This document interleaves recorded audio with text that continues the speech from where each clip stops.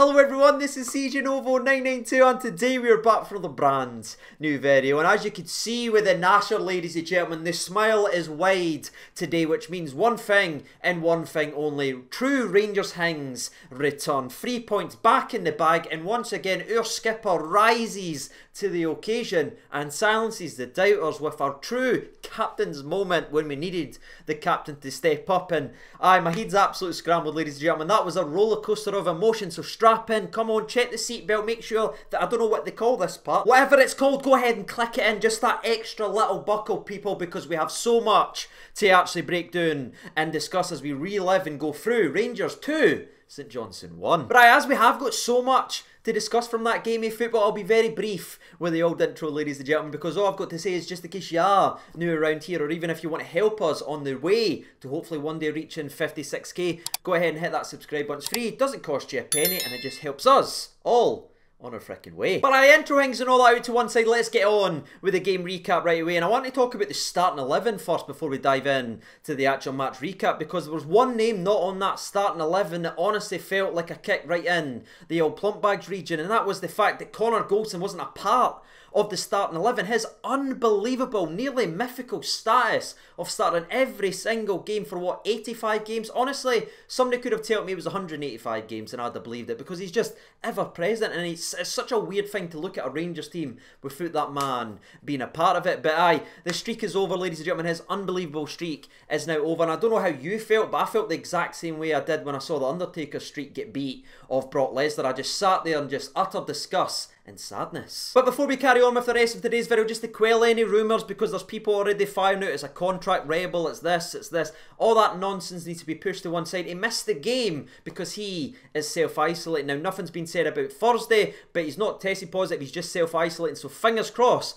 our boy CB number 1 is eligible to play in that massive game versus Leon, especially considering where we stand now with centre-backs, with what we will discuss throughout the actual video. But aye, enough talking around the game, let's actually go ahead and discuss it. And you know, son, the way the game actually started, I was actually impressed and I was very encouraged, because early on in the match you saw Calvin Bassey just showing Rooney levels, like genuinely galloping past him, bullying him on the ball, bullying him in the air, bullying him in tackles, honestly manhandling him left, right and centre. And Rooney isn't really accustomed to that. He's usually the bully down in that full-back area, but Bassey just skipped by him, put in a beautiful ball, but unfortunately it didn't quite fall to the Rangers player on this occasion. But I was like, okay, very promising. Then a couple of minutes later, ladies and gentlemen, we saw the blueprint of what will be St Johnstone's threat all game long, and that is the long ball from the centre back right in behind the Rangers defence, trying to curl it to give Michael O'Halloran an opportunity to use his one attribute, and that is ridiculous pace. This time it goes down the left hand side. It's very, very wide, if I'm honest with you, the ball, but McLaughlin and Balogun end up getting sort of their communications crossed, which meant McLaughlin started to slow down thinking Balogun was dealing with it, and Balogun started to slow down thinking McLaughlin was going to deal with it. So eventually, ladies and gentlemen, the time the ball bounced for the second time,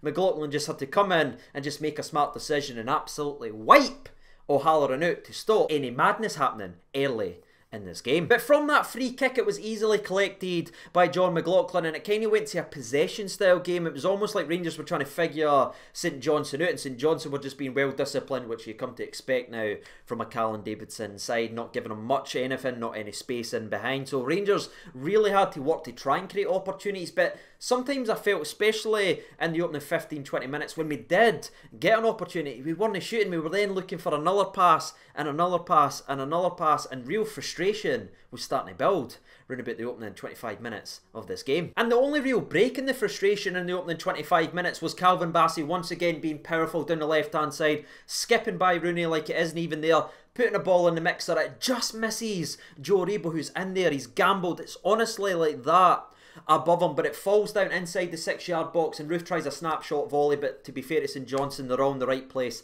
and it's easily blocked. But that was kind of it for the opening 25 minutes of this game, and it wasn't enough questions asked, in my opinion, from this talented Rangers side. And a side note, with all the frustration that was building and building and building up to this point, the players just kept falling on their arses. Both Rangers and St Johnstone players just slipping and sliding all early shop. It was genuinely like the park was watered in the Scottish media's tears for the international break. But despite the frustration so far, there was one player in my opinion that was really turning out a performance, whether it was defensively, going putting tackles in, winning balls, beating people, trying to put balls in behind, and that was Joe Aribo. And that leads me to the 36th minute of this game after he does some lovely work again. He tries to combine with Kemar Roofe. The ball ends up breaking for a 50-50, but Joe Aribo makes them look like 80-20s, ladies and gentlemen, with those feet as he just gets in there and he somehow turns a 50-50, right, into a beautiful skill move with the outside of his foot. He then clips it back to your boy, Kemar Roofe, and Roofe just says, you know what, I'm just going to have a shot here. And it's actually a really good shot as well for Kemar Roofe, and it's well met by Zander Clark, but at least we were asking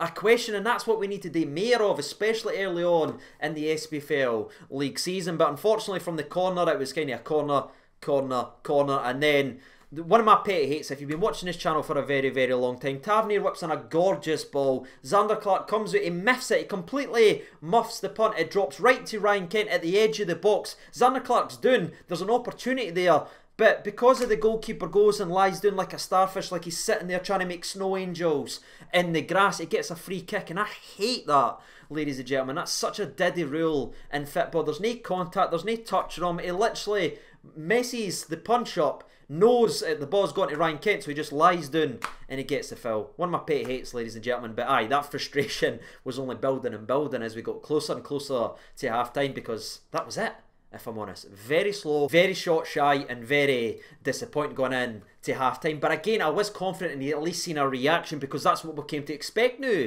in this Rangers side. Whenever they go in flat, they usually start quickly, but ladies and gentlemen, it was the exact opposite. Because just 5 minutes in to the second half, ladies and gentlemen, a carbon copy which St Johnstone had tried nearly to perfection in the opening 9 minutes of this game, but tried 3 other times that was well defended by Hollander. But this time it all just goes well for St Johnstone, as it's again another fantastic long ball in behind. It's sort of curling like that, and I'll give it credit, it's a brilliant ball, because it kind of looks like it's gone out, but it curls right into the path of O'Halloran, who meets it well. He takes a touch, Hollander's there, and sometimes when the luck's against you, ladies and gentlemen, the luck's against you, because Hollander is there. He tries to kick the ball away, maybe even hit it off O'Halloran, but it actually kisses off O'Halloran's shin pads and just floats effortlessly in his pass. It's very reminiscent of a couple of the goals we've conceded so far this season. Stephen Davis versus Real Madrid, and obviously versus Dundee United, which was well highlighted on this channel. I mean, just the deflections right now are just falling to the opposition, but full credit to O'Halloran. He opens the body up, he curls it by McLaughlin, and it's 1-0. Which, I'll be honest with you, ladies and gentlemen, my bows did jangle, because we weren't exactly playing inspiringly so far in the second half, and when they took the lead, we've seen that type of performance before. We know it can go very, very wrong, but once again, ladies and gentlemen, this Rangers team shows us we shouldn't feel like that. We shouldn't doubt them. Yes, there's sometimes frustrations and bumps in the road, but they fight and they know what it means, because less than 60 seconds after St Johnstone took that lead, which could have really took the air out the game, because it was already kind of flat and it could have really just turned it into a slugfest and the game could have went away with us. But less than 60 seconds after that, Tavernier started to turn it on, and Ryan Kent started to turn it on, and they really rose to the rallying cry for the Rangers fans, because the ball goes down the right hand side. It's brilliant work again from Joe Aribo, who beats his man originally, flicks it on to Tavernier, and Tavernier whips in a dynamite ball to the back post, but unfortunately it misses Morelos' foot by that, and you're thinking to yourself, nah.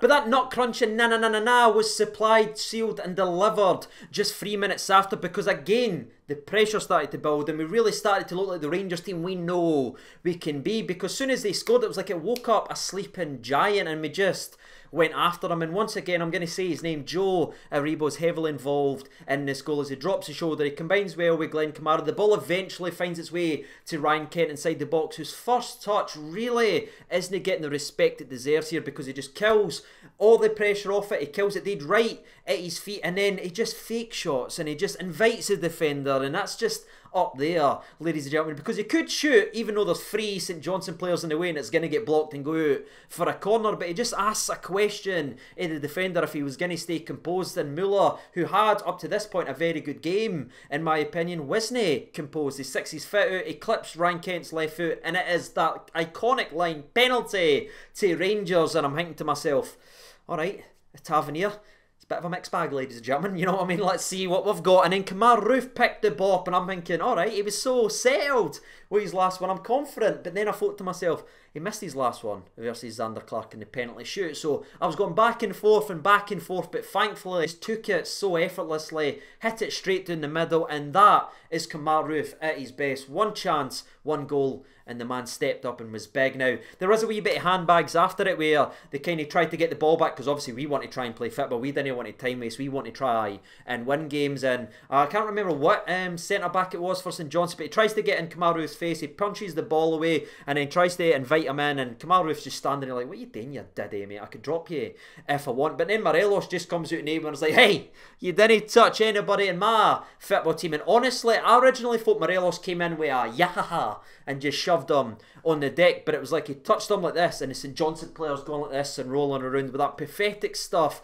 that gets labelled and slammed and discussed when it's Morelos doing it. But the big centre half for St Johnstone rolling about, holding his face, kidding on. Morelos punched him, gets nothing for the referee. Sean Rooney then gets in Morelos' face, he's pointing, he's hitting his face, he's trying to wind him up, but Morelos, full credit to the laddie, backing up his teammate, walks away, doesn't get involved, but still gets booked though for stopping the guy for sticking the head in Kemar Roofe. But that's Willie Collum, ladies and gentlemen. Our freaking goal, right? Our moment of getting back in the game turned into the Willie Collum show as he has a 4-minute conversation, books like 5 players. But when we actually were able to play football, you know, in a football game 5 minutes after Rangers' goal, St Johnstone took their kick-off, they tried to pass it back, and Ryan Kent came out like honestly like a cannon and just won the ball back, eventually gets us a corner, and from that corner, we again have a shot from outside the box, ladies and gentlemen. This time, it was a wee taster for Tavernier as he hit it just a little bit over the bar, but you could feel it coming. It was a different animal. And then St Johnstone's counter-attack is what it can be, and it is very devastating with its pace, and that is why they're always so dangerous, because yet another long ball in the defence in behind Hollander. Michael O'Halloran gets there, and unfortunately for Hollander, he ends up pulling something. I don't know if it's knee or if it's his groin or his hamstring. I don't know what it is, but he goes down. But from that resulting bit of play, Michael O'Halloran cuts it back, and thankfully Tavernier is there when we need him, because that's a free shot pretty much when McLaughlin hit the other side, but Tavernier's there to head it out for a corner. That was well defended for Tavernier, you know, the guy that apparently can't defend. And speaking of Tav can't defend, by the way, and Tav should be dropped, there was another massive moment defensively where again the ball goes down the right hand side, it gets whipped in, it kind of unluckily again bounces off Balogun. You're thinking, oh, here we go, man, it's just going to get tapped in, but Tavernier makes this a miss for St Johnstone because he just dives and he reacts and he puts his foot and his leg at the bottom of the shot, so if it is going on target, it's hitting off Tavernier, so the guy has to run it and try and lift it over Tavernier's sliding tackle, and thankfully lifts it right over the bar. But that's brilliant defending for a guy that gets slaughtered every week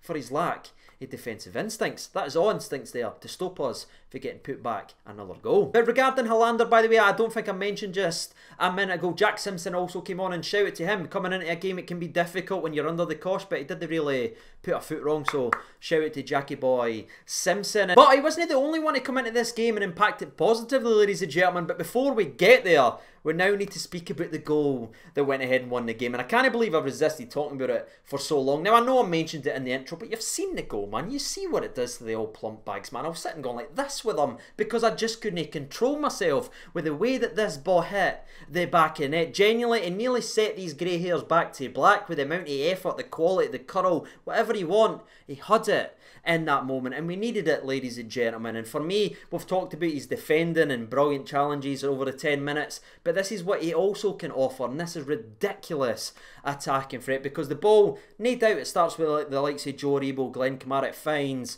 Ryan Kent, and Ryan Kent opens the body up, creates a wee bit of space for Tavernier, passes out to Tav, but this is all Tavernier, and this is all quality, because this goal is frightening, and nothing I say in today's video will ever describe this goal the way it needs to be described, because it's got curl, it's got pearl, it's got happiness, it's got joy, it's got tears in it from the Scottish media, and he just batters it, and he curls it, and it dips, it trips, it goes into the back of it, and I'm sitting like that. Honestly, I dropped my phone and everything. I couldn't believe it. I couldn't see where I was, because originally it looked like he overhit it and it was just going to go right ere the goal, but the bend on it, troops, is ridiculous. And you talk about your captain needing to step up. You're looking to your captain, you're looking looking for your captain to lead. Well, he done it. Frightening goal, and if there was ever a goal to win a game, it deserves to be that.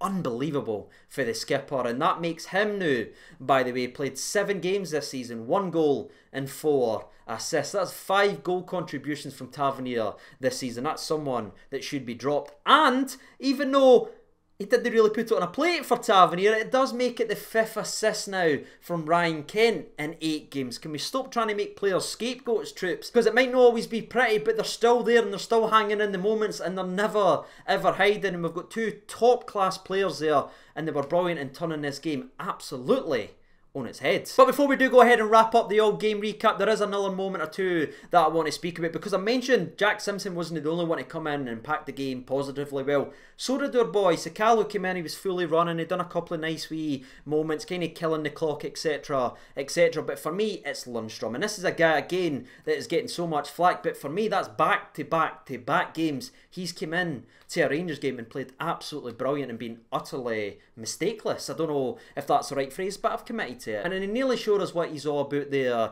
as well. In the 82nd minute, where the ball drops to him in the middle, he could turn round, play it safe, but no, he charges down the right hand side, and then he's kind of got a threat here. He's got Sakala screaming for it. Can he bend the ball round one defender and get it by another one? Has he got that quality? Well, ladies and gentlemen, that was the answer, because the low-driven cross film is spectacular. It meets Sakala at the back post. The ball should genuinely bust the net here, but Sakala hits it straight at Xander Clark, but then the offside flag goes up. So I'm just going to give Sakala the benefit of the doubt that he knew that was offside, but for me, that's another encouraging moment for Lundstrom. And it wasn't even just that attacking, which will grab a lot of headlines. It was the power, it was breaking up play, it was being clever with the ball and having pretty much 100% passing accuracy when he went on. That's things that I can look at and be very, very promising for the future, because I do think if we're going to be successful this season, we will need Lundstrom, and he's building his way up. Again, it's not perfect just yet, but he's getting there, and sometimes it takes time. But delighted for him, that was another big moment and another good performance. But with the Lundstrom love to one side, there were still 10 minutes to go. In fact, there was still 15 minutes of the game to go after this, and there was a lot of long balls into the mix, so there was a lot of questions asked to the Rangers defence. But for me, they held up strong, and that's full credit again to Jack Simpson, who's coming in there. I thought Balogun got better the way the game went on as well. I thought the communication got better. I thought Bassey showed his improvements, because you think of the last 10 minutes, the last time Bassey played St Johnstone, he was all over the place, giving away silly fouls, heading the ball back in to his own box, which eventually led to a penalty kick, which was given away by Simpson. But that was almost a wee redemption story for them too as well, because there was a lot of questions asked in the last 10 minutes, and both of them answered it. So there was no moments or anything like Xander Clark came up into the old box in the last minute, and I'll be honest, I did get very, very nervous, but it's brilliantly defended by Balogun, and that was game, set and match. A fantastic 3 points versus a tough team, a team that won 2 cups last season, a team that's went to Galatasaray and drew, went to Lask and drew. They can make it very, very difficult on the best teams, and they certainly done that today versus Rangers. But champions rise to the occasion, and that is what we saw today. So I'm absolutely delighted. Now, there was a couple of individual performances that really stood out, you'll be able to tell from the game recap, but I'm going to go with my gut, and the one player that I really thought, even when it wasn't going well in the first 45 minutes, Joe Aribo, I thought was excellent in every aspect, defending, going forward. So he is my man of the match. What about you? Let me know down there in the old comment section below. And with that being said, that's us reached the end of the game recap. The international break is over. The international break blues is over. 3 points is in the bag, and so far we're back where we belong, but I'm sure it won't be too long till we solidify that place at the top of the table. But that's me all done and dusted, ladies and gentlemen. If you did get involved in today's video, I'll be speaking to you very, very shortly. But until next time, I've been TJ92. That has been a sleepy Rocky Boy Johnstone. Take care of yourselves, all the best, and bye-bye.